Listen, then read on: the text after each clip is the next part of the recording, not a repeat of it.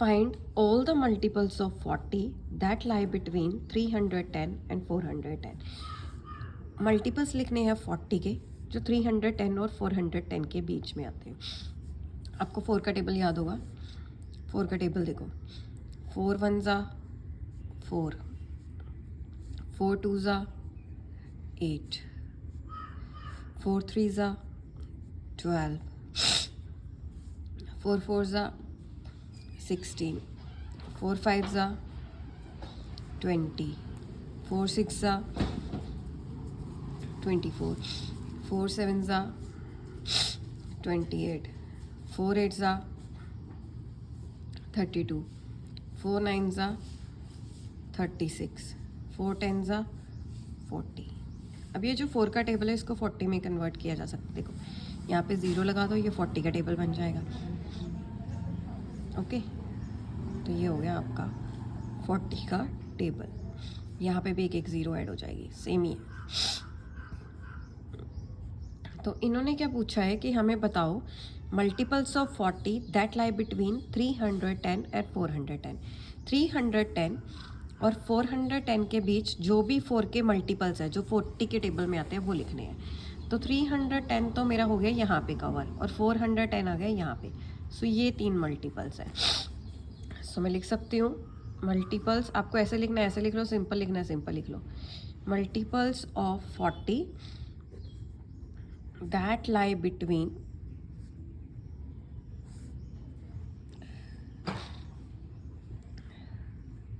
310 and 410 is equal to, एक तो आ गया 320, एक आ गया मेरे पास 360 और एक क्या आ गया 400. ये था इसका आंसर. नेक्स्ट क्वेश्चन है हु एम आई. मैं कौन हूँ.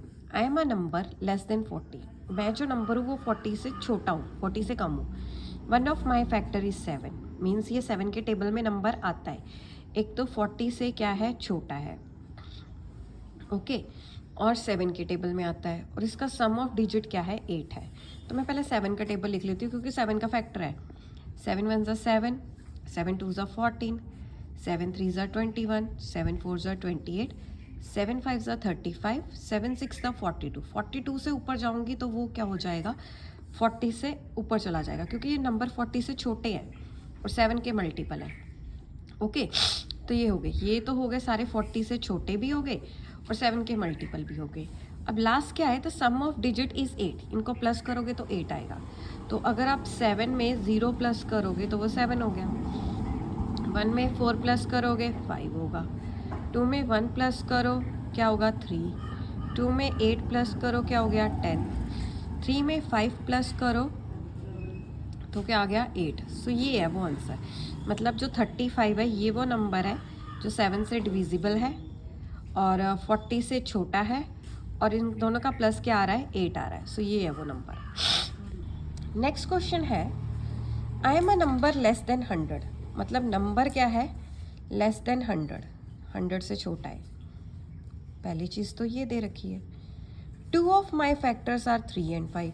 मतलब दो इस जो भी नंबर है वो 3 के टेबल में भी आता है और 5 के टेबल में भी आता है.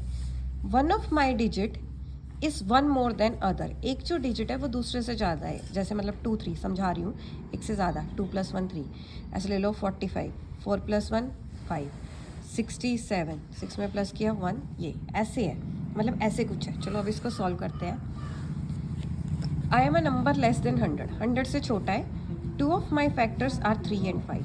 मतलब वो नंबर 3 के टेबल में भी आता है, 5 के टेबल में भी आता है. सो मल्टीपल्स ऑफ 5 भी निकालने हैं.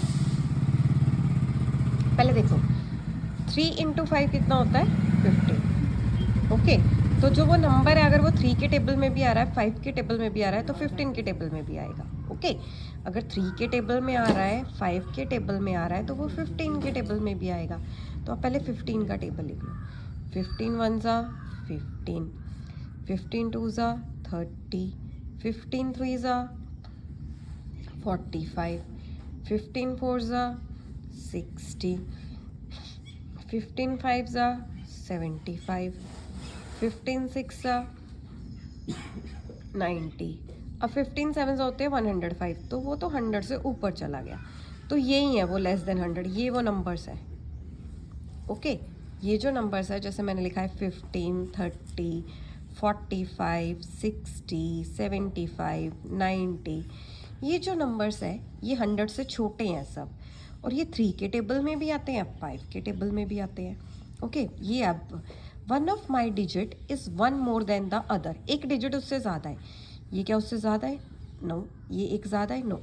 ये है 45, मतलब 4 से एक डिजिट ज़्यादा क्या है? 5, ये है। ये 100 से छोटा है, लेस देन 100 है। ओके और 15 के टेबल में भी आता है, 3 के टेबल में भी आता है, 5 के टेबल में भी आता है, और एक ज़्यादा है। क्लियर? अब फोर्थ क्वेश्चन करना है, find the common factors of, इनके कॉमन फैक्टर्स निकालने हैं।